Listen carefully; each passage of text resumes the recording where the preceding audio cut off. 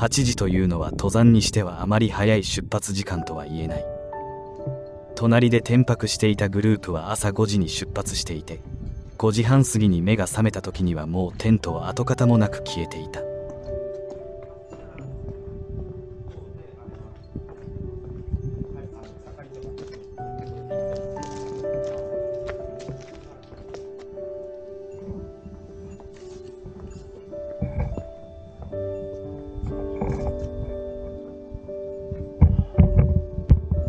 山の鼻から至仏山の頂上へのコースタイムは3時間。3時間か。山頂から鳩町までは2時間半。2時間半。合計5時間半のコースタイムだが、テントや寝袋、三脚などの重量で20キロオーバーのザックを背負っているので、6時間から7時間と見ておくべきだろうか。天気がずっと優れず、だいたいこんな感じで至仏山の頂上付近は雲またはガスに覆われていたここ数日であった。今日は朝から至仏山山頂が見える。GPV 気象予報による雲量予報では、8時から13時まではなんとか青空が期待できるが、14時から雲が出てくるらしい。12時頃までに頂上に着いていれば、360度の絶景が拝めるという計算だ。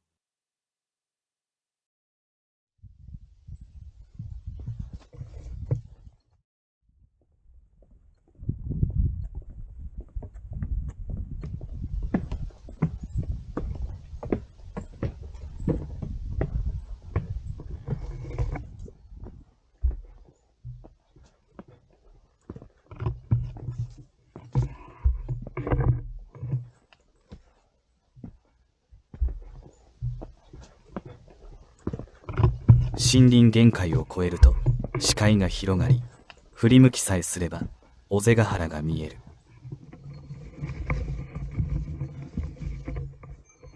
1時間ほど登ると初の簡易ベンチっぽい休憩ポイントに着いた。登りの3分の1くらいに森林限界があるので、ここかもう少し先あたりだろう。これが蛇紋岩ってやつか。山の花ビジターセンターの向かって左側のレクチャールームに蛇紋岩の標本がある。この標本は研磨されており、微粒の磁鉄鉱を含んでいるため黒くなっていて、磁力を帯びている。霧吹きで表面を濡らして登山靴で滑り具合を検証することができる。なるほど、確かに滑りやすいが、そもそも石でも木道でも濡れていれば滑りやすいことには変わらない気もする。これが滑りやすいってやつだね。気をつけないと。目の前にあるこれら蛇紋岩が一見赤茶っぽい色をしているのは、岩石の表面に粘土鉱物を含み平滑化しているからだ。ウィキペディアによれば、蛇紋岩の斜面は登山においては滑落事故が起こりやすく、その例として谷川岳や至仏山が挙げられている。蛇紋岩には無数の割れ目があるため、蛇紋岩地域の傾斜地では大雨の時、雨水が入り山崩れが起こりやすいという。上り一方通行の理由はそんなところにあるのだろう。とはいえ、山の鼻からの直登ルートはきついけれども、晴れている時に登ると、振り返ればそこには尾瀬ヶ原と見晴らしまで貫く木道、そして火打ヶ岳が見えるので、とても楽しい。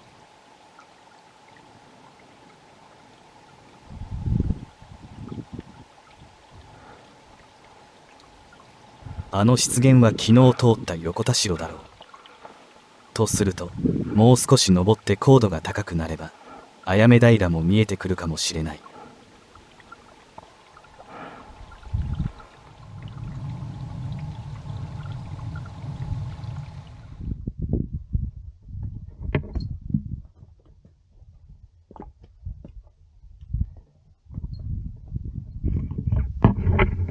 3時間かかって。ああ、3時間って書いてある。5時間ぐらいかかってる。中間地点。消えかかって見えにくいが、中間地点と書いてある。ああ、鎖場ですよ。山頂までのコースタイムが3時間なので、中間地点は1時間半で通過しなければならないはずだが、すでに30分ビハインドの2時間かかっている。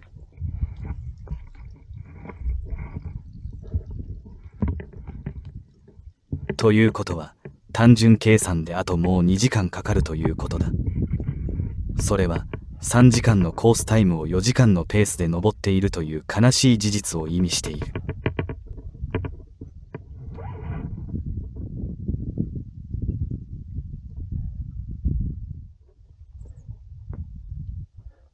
目下の懸念材料は、尾瀬入りしてから雨続きで晴れるまでテント泊を延長したのだが、予備日としての食料が今朝底をつき、朝食は甘酒とビスケット、残った食料というのが行動食のプロテインチョコバー1本とレモネード顆粒1袋のみで、昼飯分がないのに山の花から私物山、そして鳩町までのコースタイム5時間半をしのげるのかという不安である。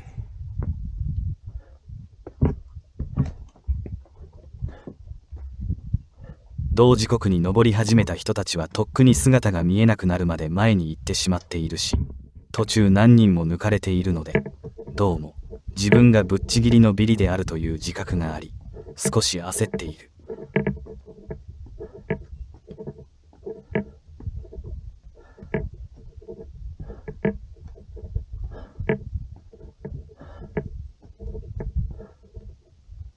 そして案の定バテてきた。ザックが鉛のように重く感じる。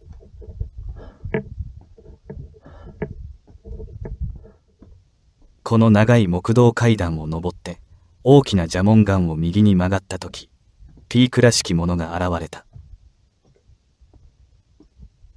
まあしかし、こういう場合はピークと思ったところまでたどり着くと、多くの場合そこはピークではなくまだまだ先というのが登山あるあるなのだが、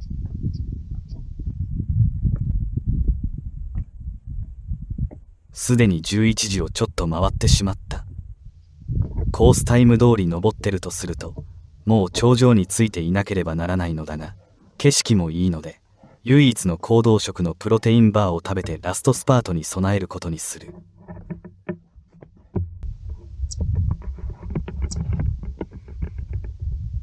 開き直って30分以上の休憩を入れて体力回復を図るしかない。ふとバテバテの状態で下を見ると、一匹のバッタが目に入った。羽がないところを見ると吹きバッタなのか、なぜか逃げない。よく見ると左後ろ足がない。何かに捕食されそうなところを命からがら逃げ切ったのかもしれない。ここで一種。私物山、ザックを背負いてそのあまり、重きに泣きて、バッタと戯る。こちらは元気なバッタだ。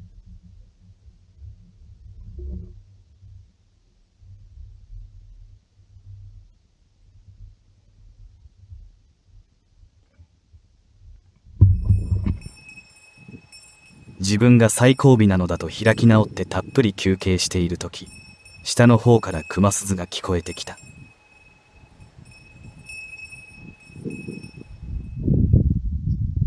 そこに一人登ってきた人がいる。ここまで来ると、ピークが見えますね。多分。よかった。ビリではなかった。と、その登山者は一瞬ひょっとこ、いや、青ずきんちゃんかと思われたが、ほっかむりの青ずきんを取ると吉高由里子にの美女山ガールなのだったが、それがわかるのはまだ先のことだ。何の気なしに、登り始めた時刻を尋ねてみて、ある衝撃な事実を知ってしまう。バス停9時？あそこから多分1時間はそう、だから1時間歩いて。かかって。そう、1時間ぐらい歩いて、なんかビジターセンターはいはいはいはいはい。に、到着が9時40分。山の花10時通過したと言っているのだ。10時ぐらいから始まったのかな。いやマジか。山の花から登り始めて1時間でここにたどり着いたというのか。もう1時間、コースレコードですよ。いやいや。彼女の話をまとめると、9時に鳩町バス停を出発。9時48分、ビジターセンターに行き情報収集。10時過ぎに山の花を出発して、ここまで1時間ちょいで、いとも簡単に登ってきたというスーパー山ガールということだ。もう最高だなと思って。大勢って広いんですね、ほんと。東京ドーム何個分かななんて。なんですかね。あ、すごい。ね飛びかな。気持ちよさそうだな。うわ、すげえ。と、ここで雑談している2人の後方で、猛烈な超高速スピードで走り回っている何かにはまだ気づいていないのであった。ね気持ちよさそうだな。え。うわ、すげえ。画質が悪くなるのを承知で、無理やり拡大してみたのがこちらだ。もう1時間、コースレコードですよ。いやいや。僕だって8時にお荷物じゃないですか。が自由になんないのが、確かに。その時にさすがに無理。昨日あそこのいたんですよ。あそこ、九一ヶ岳？じゃなくて周りのやつ？ 2つ出現あるのに、うん。このシブスさんとヒューチが両方見れてかななんで、あ、すごい飛びかなねえ。気持ちよさそうだな。うわ、すげえ。あれ鈴鳴らしてなかったの？鳴ってた？持ってはいるんですけど、なんか後ろにもいっぱいいたし。なるほど。そうそう。まあここ怖いなと思って。それはもう8倍速くらいで早送りしているような動きで、とてもまともにカメラを回しても撮影できるか自信がないスピードだ。ここでようやく異常なスピードで走り回っているものに気づく。何あれ？かわいい。起こしようか。超速くない？ね、カメラにマジか。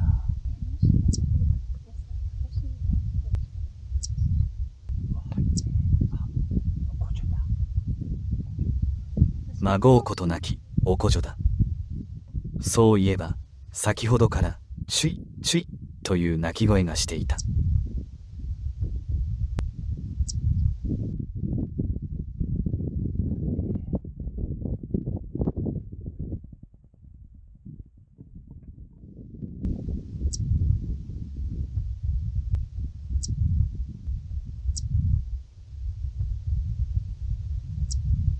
一瞬見失ったが、画像拡大するとかろうじて映っていた。ピンボケしているのが無念ではある。これは山の花ビジターセンターで掲示されていた2023年、令和5年のおこじょ発見マップだ。至仏山の山頂付近、鳩町峠付近、富士見峠付近に集中しているのがわかる。今年はまだ33人しかおこじょに遭遇していないので、熊に出会うよりレアだということだ。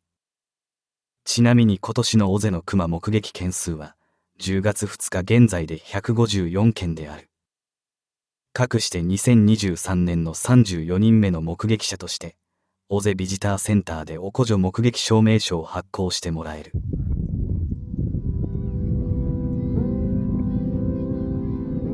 結局バッタやおこじょとの遭遇やらなんやらで1時間近くの休憩の後出発した。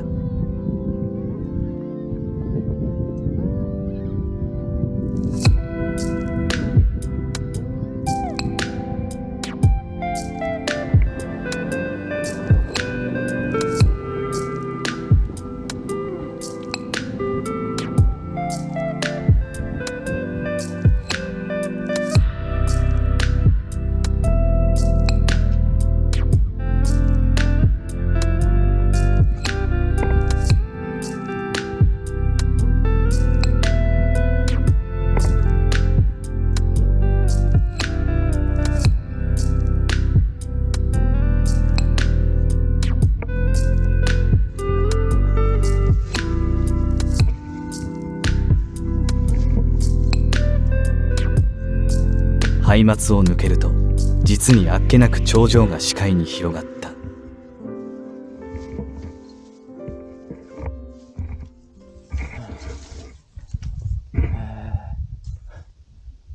着きました。アンパンそれ。なんかメープルとマーガリンとか。ああ、売ってたな。先ほどの青ずきんちゃんだ。多分30分前に到着していたに違いない。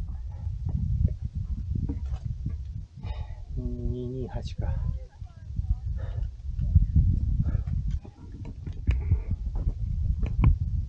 ラッチ。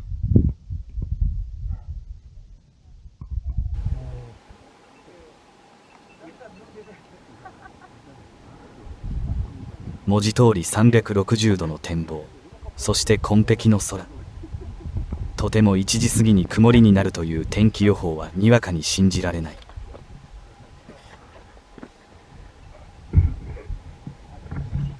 いや、最初、ただ、広長いので、初めて、あ、起こっちゃった。ここはどうしても遭遇したおこ女の話を披露したくなるのが人情である。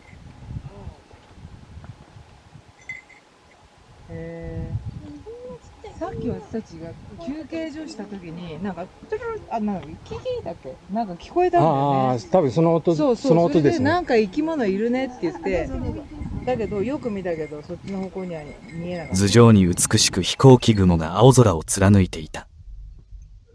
撮れますか？お願いしていいですか？はい。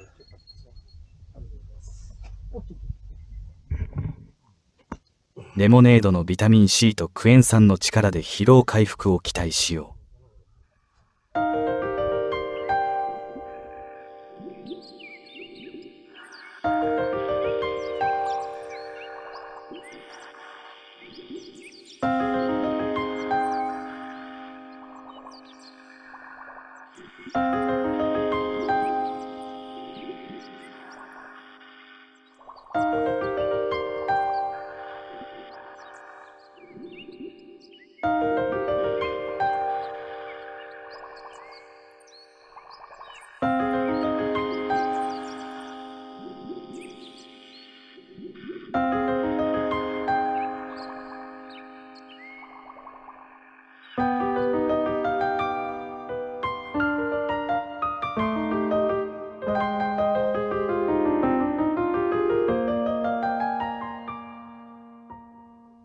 余裕をかましているうちに13時半を回ってしまった。天気予報は正しく、14時には上空に薄く雲が張り出してきた。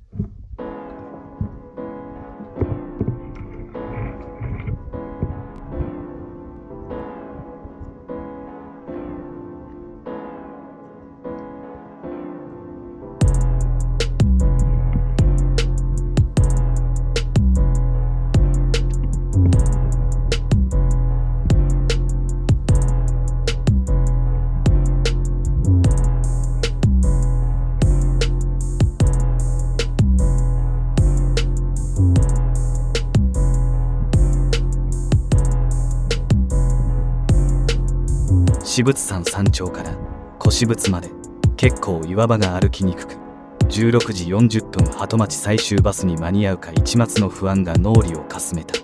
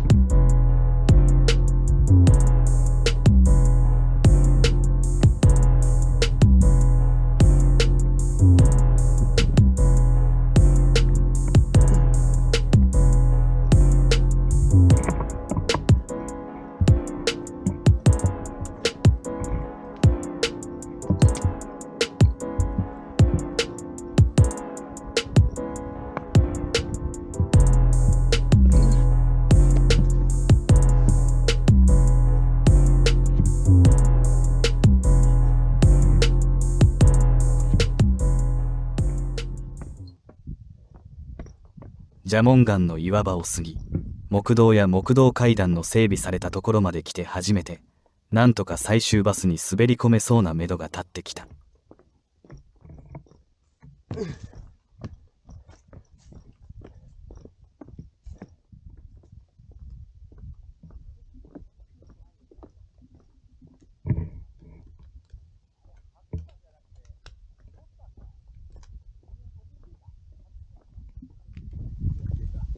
来た時はネットが張ってあったんですよ。鹿が入らないように。あれか。午前中はネットが張ってあったらしい。鳩町峠に近づくにつれ、イージーな木道が多くなってきた。残り1キロ。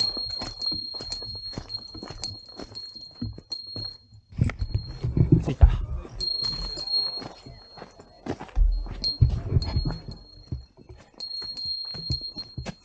ご視聴ありがとうございました。尾瀬至仏さんを楽しんでいただけたでしょうか。面白い、ためになったと感じられたら、よろしければチャンネル登録といいねボタンを押していただくと、動画作成の励みになります。